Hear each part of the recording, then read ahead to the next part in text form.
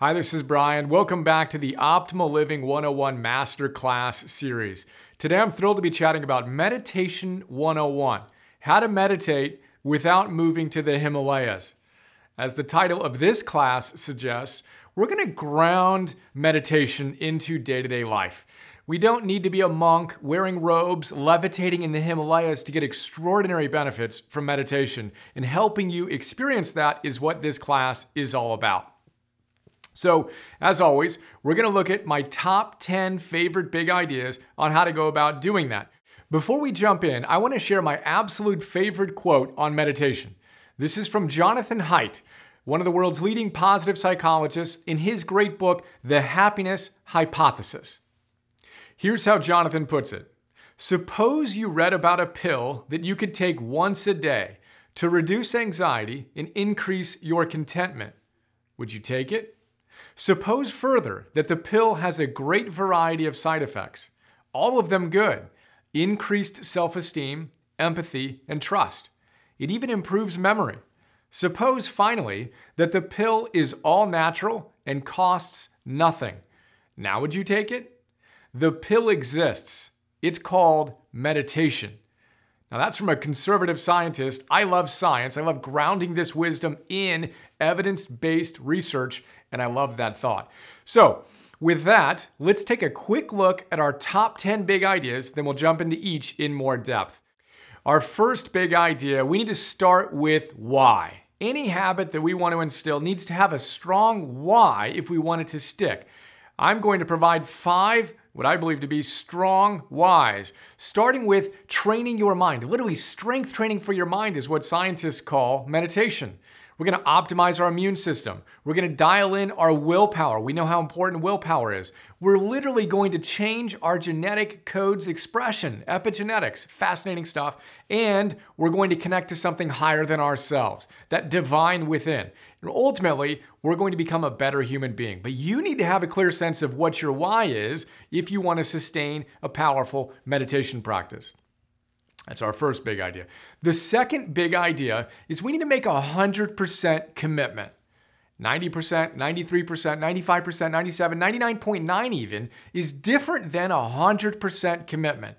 Now, we can't make 100% commitment to every single habit we want to build, but if this matters to you, 100% is where it's at. We talk about this in Habits 101 and other places. We're going to come back to it in the context of meditation.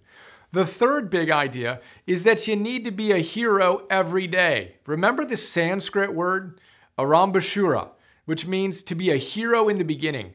Eknath Eswaran, one of the world's leading meditation teachers, taught us that too many people start things like a meditation practice and they're a hero in the beginning, and then the moment it gets hard, they tiptoe out the back door. We're going to talk about some key thoughts to make it stick. Don't run up Everest in a sprint. That's not how you approach anything that you want to create as an enduring practice in your life. So we want to be a hero every day rather than a hero in the beginning. That's our third big idea. Now, with that high-level framework, we're going to get into some nitty-gritty nuts and bolts. The fourth big idea is an answer to the question, well, how do I sit? How do you sit when you meditate? Jon Kabat-Zinn answered this wonderfully. He says, sit with dignity. Dignity is the word we want to focus on. We're going to talk about the power of our posture. Just like we have power poses that elicit a different physiological response, our posture reflects our mind and vice versa. So we want to sit with dignity. Do that right now. Imagine how you, living and breathing and sitting with dignity, feel and show up. That's a powerful phrase and a powerful word. We're going to talk about that. Our fifth big idea is to pick an anchor. We want to sit with dignity, and then what? Then we want to pick an anchor. All meditation practices, whether it's Vipassana or Transcendental meditation or whatever, are focusing on bringing your mind's attention to a certain point. It could be your breath, it could be a mantra, it could be prayer, it could be the visualization of something. But the key aspect here is that they each have an anchor, something to ground your mind in. Sailors, when they want to make sure they don't drift away, what do? They throw an anchor overboard. If you want to make it so that your mind is not drifting, what do you need to do? Throw an anchor over. We're going to talk about that. Powerful stuff. Pick an anchor. The sixth big idea, well, how do we start our meditation?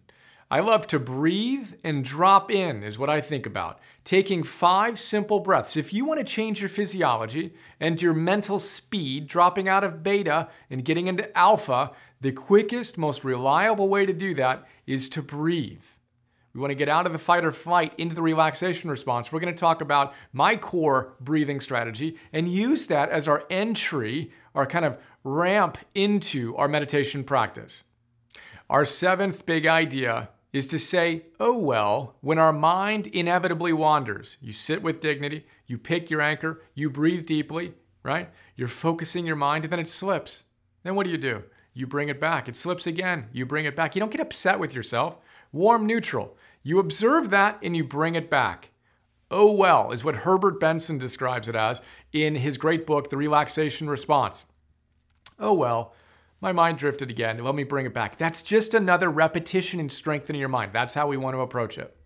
And then, of course, number 8, brush your brain.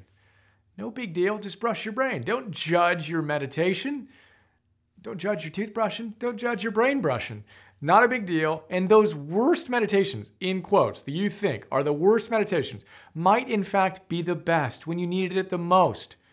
Felt like it was just, your mind going everywhere, and it might go everywhere. But you taking that time made a marginal gain in your day that you may not be aware of. So don't judge your meditation. Simply show up day in and day out. And remember, it's the consistency that matters. Our 9th big idea, reduce the variability of your behavior. This is another key habit building exercise. And again, check out Habits 101 for how to install new habits in your life, right? Use willpower wisely, install habits so they run on autopilot. Well, one of the key ideas we want to bring to light in meditation is reduce the variability of your behavior. In other words, meditate at the same time of day if you can. We're going to talk about cue, routine, reward, right? Habit building 101. You need a cue, then you do something, and then you get the reward. Well, almost all meditation teachers tell us the best time to meditate is first thing in the morning.